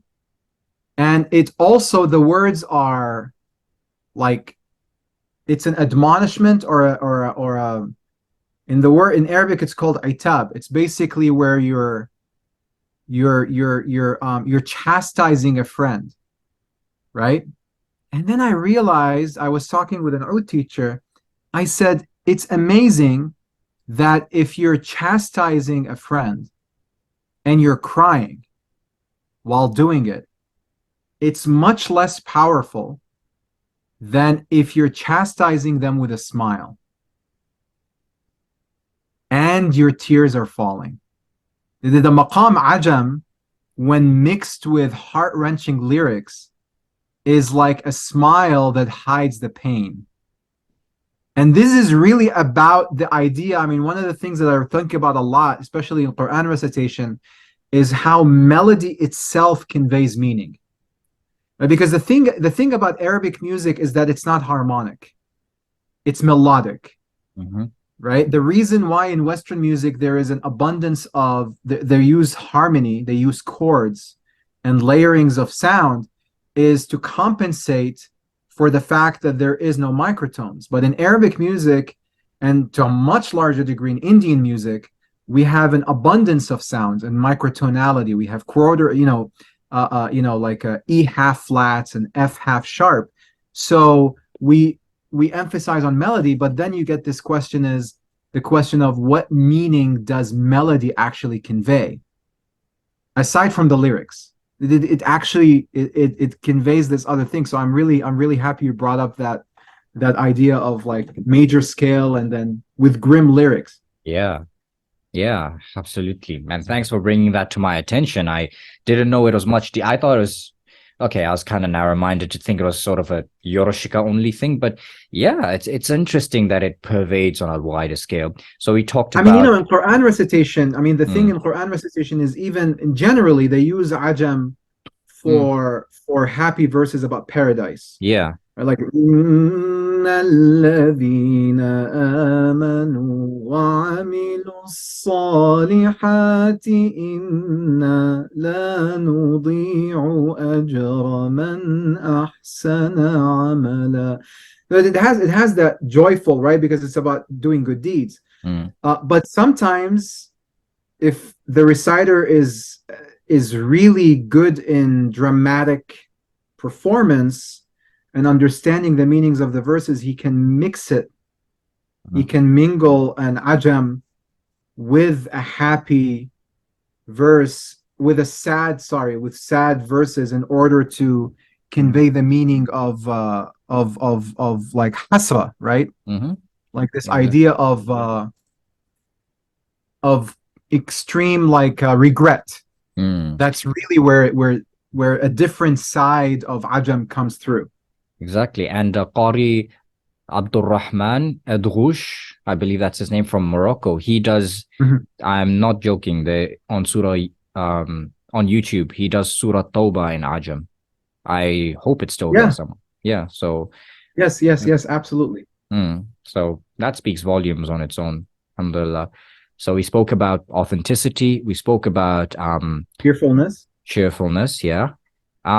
Maybe this isn't exactly an emotion, but energy. I mean, the reason why I'm driven to, I love it. Yes. Yeah, to punk is because it's fast and good pace and driven. And even if I'm to listen to something like electro pop, let's say, for example, I'd be attracted to that sort of genre because it's got a sort of upbeat tempo and it moves me. I'm not saying I can't listen to a slow song, but 9 times out of 10, I just want something energetic, something fast. Right. So yeah, there's that. By the way, in relation to that, I'm sorry to cut you off again, but it's fine.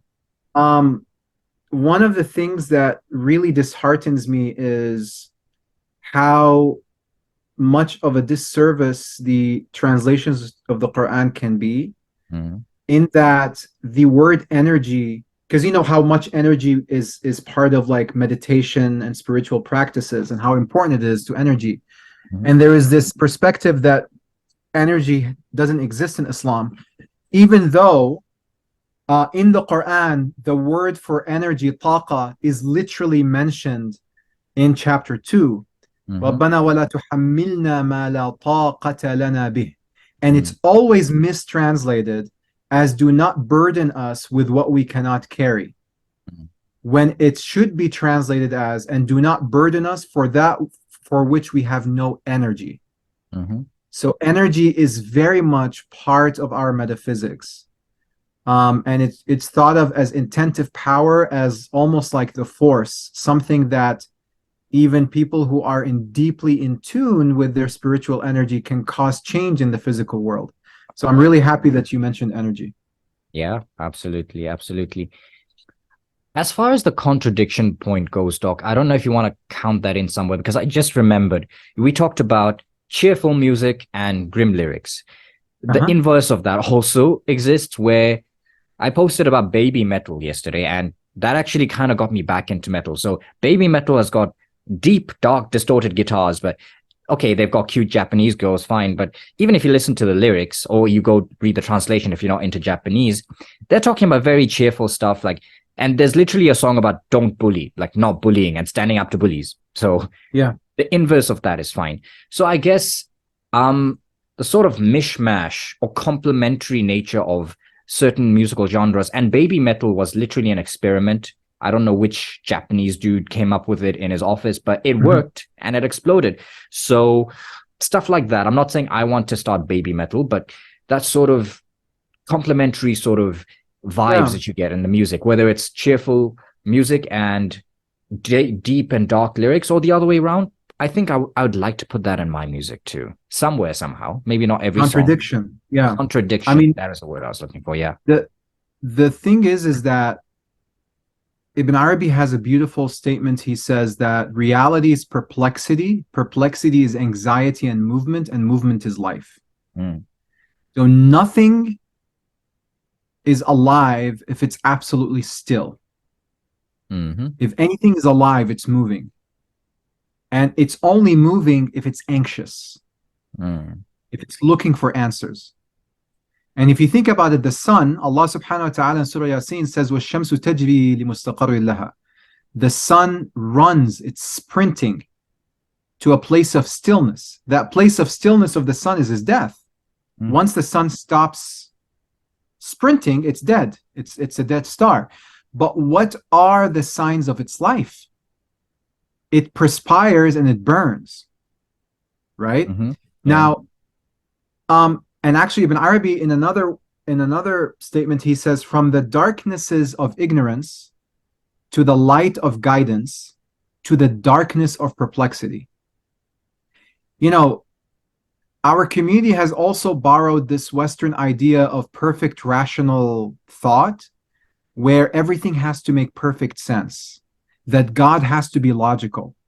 God is anything but logical. It has nothing to do with logic. It's all about the perplexity and the mystery of the world. You cannot rationalize God. You cannot rationalize the creative process.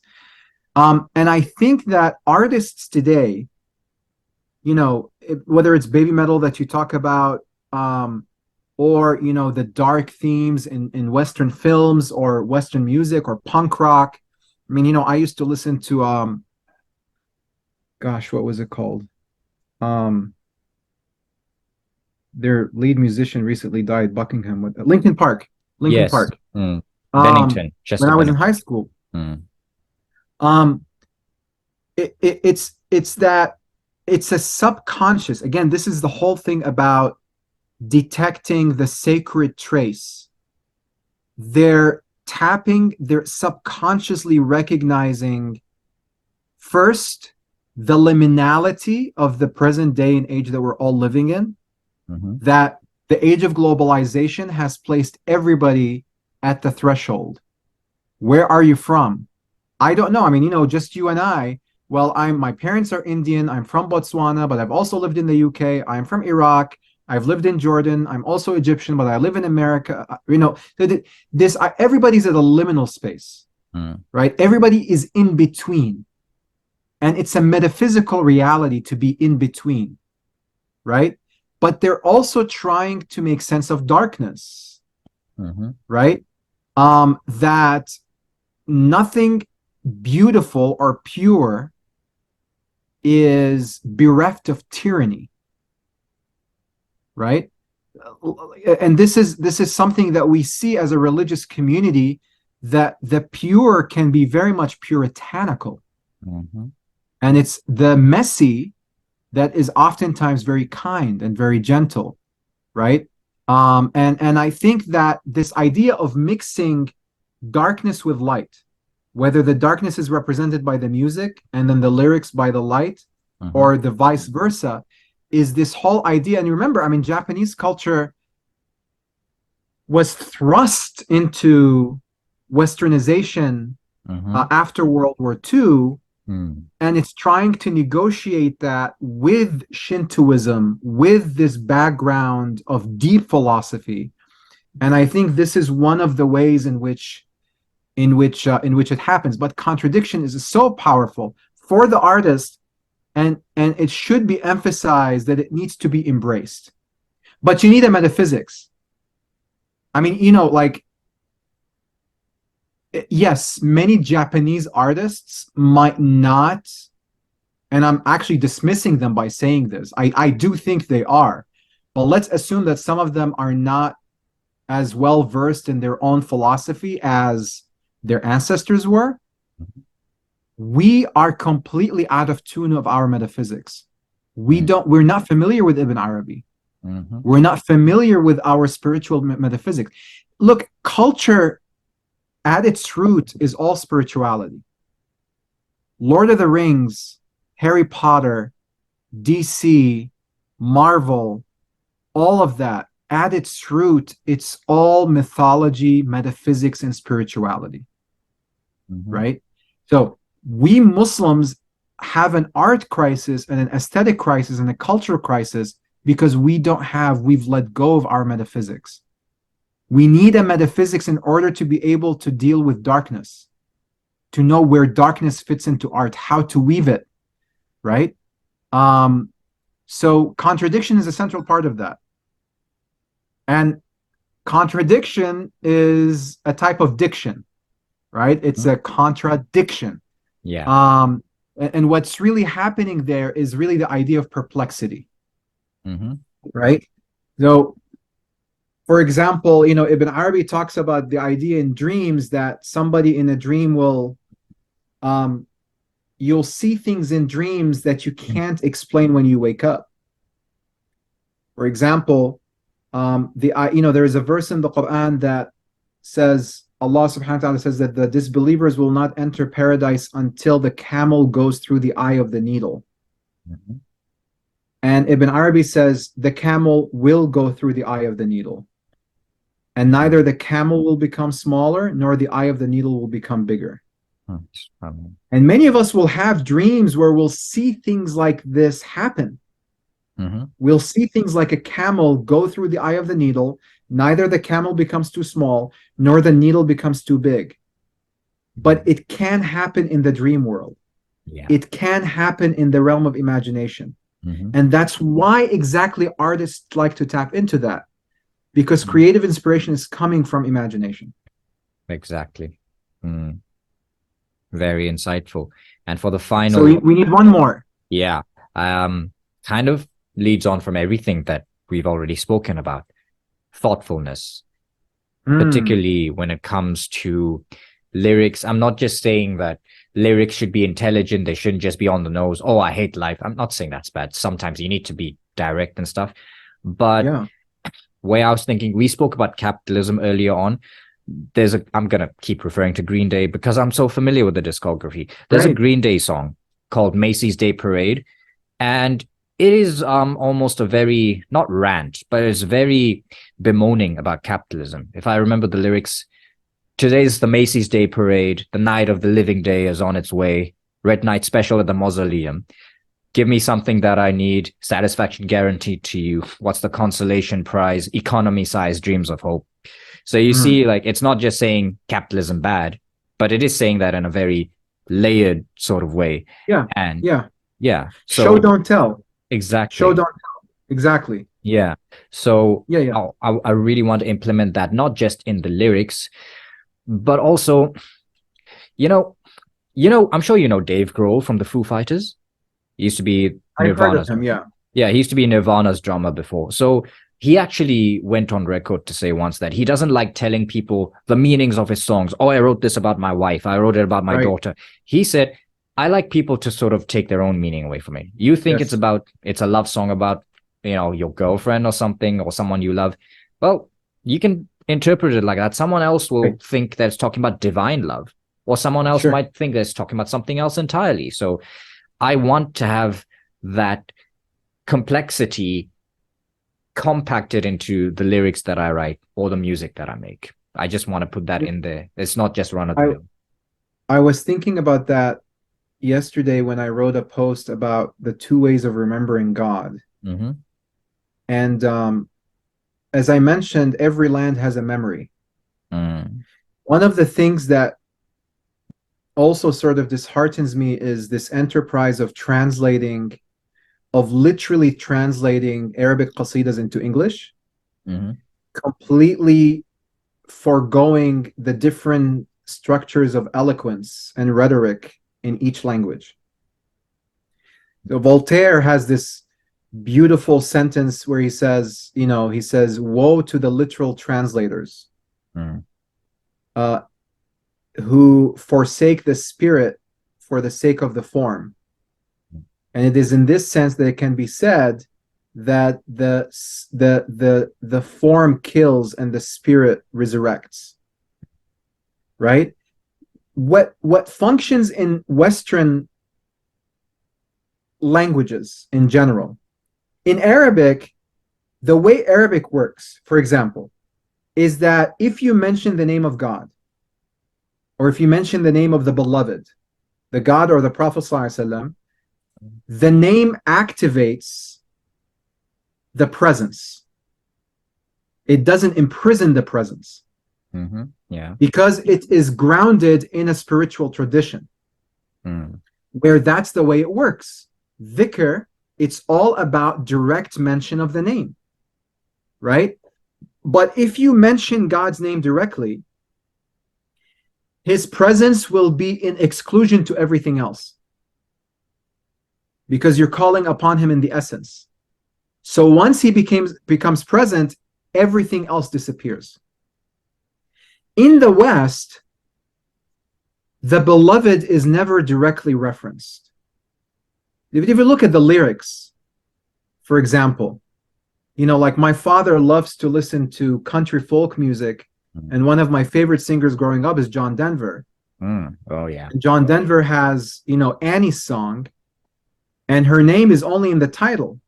The lyrics is like, "You fill up my senses like a night in the forest, like the mountains in springtime, like a walk in the rain, like a storm in the desert, like a sleepy blue ocean. You fill up my senses, come fill me again." In English rhetoric, if you don't mention the name, the named becomes more present, which is the opposite of Arabic. Why? It's not only because of the language, it's because of a divine wisdom in the land. This is the way it works. The way it works here in this land is that if you mention, the second way of presencing spirit through the way of immanence or tashbih, is that instead of mentioning God's name directly, you acknowledge the sacredness of all the things around you. That's the way of the natives. That's the way of the First Nation, of the indigenous people. You acknowledge the sacredness of the trees and the rocks. And for people who live in the city, you acknowledge the sacredness and the names. Remember, the way that Allah subhanahu wa ta'ala proved the superiority of Adam in front of the angels was how? He taught him the names. He didn't say, "I taught him my names." He says, "Allama Adam al-asma'a kullaha," the names of everything. He didn't say God's names. And then he asked the angels, "Tell me the names of these things." Now the angels probably thought, these things are not important. Why should we know their names? Allah is teaching them, no. There is a way in which I manifest through the things if you know their names. And so if you acknowledge the way in which Allah subhanahu wa ta'ala appears and manifests in things, it's an indirect way of calling upon him. And where we are in the present, not only certain lands have memories, certain times and epochs have memories, epochs. And era we're living in, where actually God can become more present when he's not mentioned directly, when he's presenced, right? So this idea of show don't tell is, or as you described it, thoughtfulness. Just like, if you want it to be more like metaphysical about it, I like the word indirect presencing, right? Indirectly presencing meaning.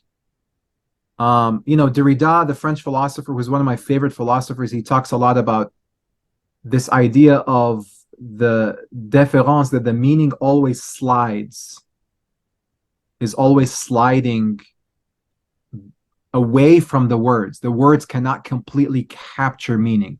And that's how it becomes this snowball effect where the meaning is just all there. And the reason why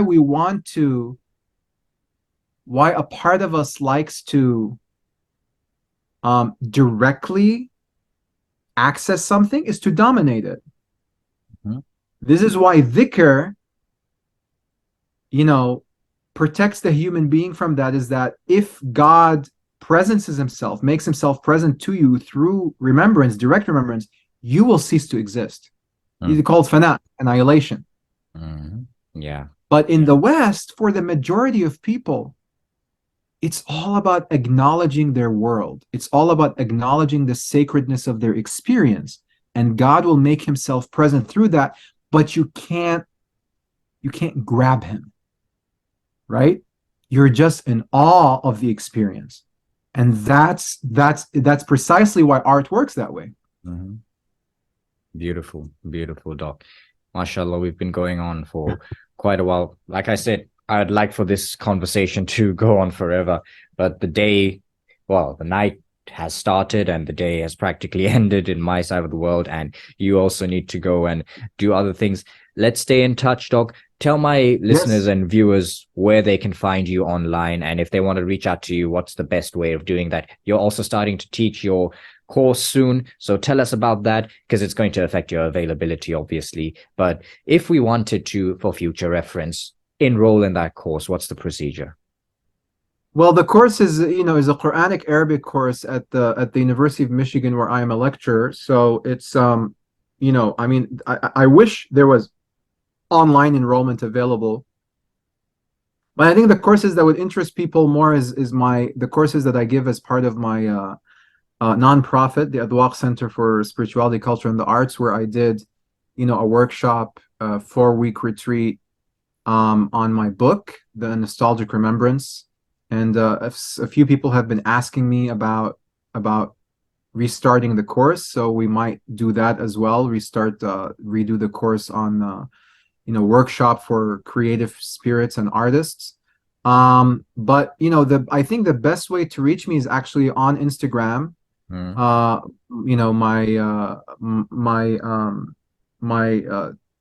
profile is Ali_Z_Hussain. Then maybe you'd be able to type it or something. Yeah. And then I think that's really the easiest way. I'm always on social media. And the last thing I want to say is that in the context of everything that we have discussed, and this just goes to say how much I appreciate this opportunity to do this podcast. I never reject an opportunity to do a podcast or to speak to people, because conversations are one of the most important foods for an artist. It is so essential that we have spaces where these conversations, not only about our art, but about our creative process, can be discussed. Like, this question, everything we talked about here today. And the other reason is, and this is really a heartfelt, sincere advice to artists, Muslim artists out there who are much more successful than myself. And I'm not successful at all. I mean, I'm saying, like people who have lots of followers, make sure to make time to acknowledge and appreciate the people who acknowledge and appreciate you. It's very, very important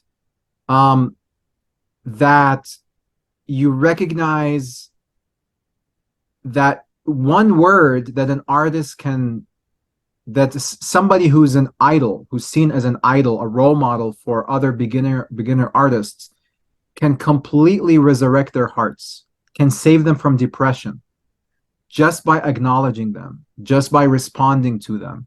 Create a mechanism in which, one of my friends, he's an actor from Hollywood, and every once in a while he'll just do a live on Instagram where he'll just start answering questions, because he understands the importance to the people to be acknowledged.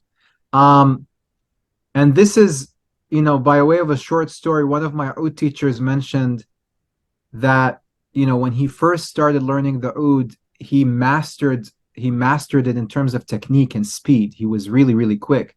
So he went to audition for a conservatory in Jordan.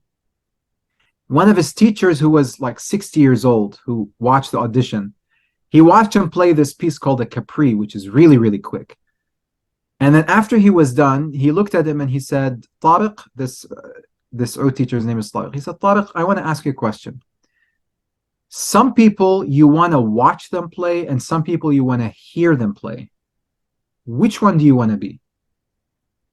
He said, when you're 60 years old and your joints have arthritis like mine, do you think you'll be able to play that quickly?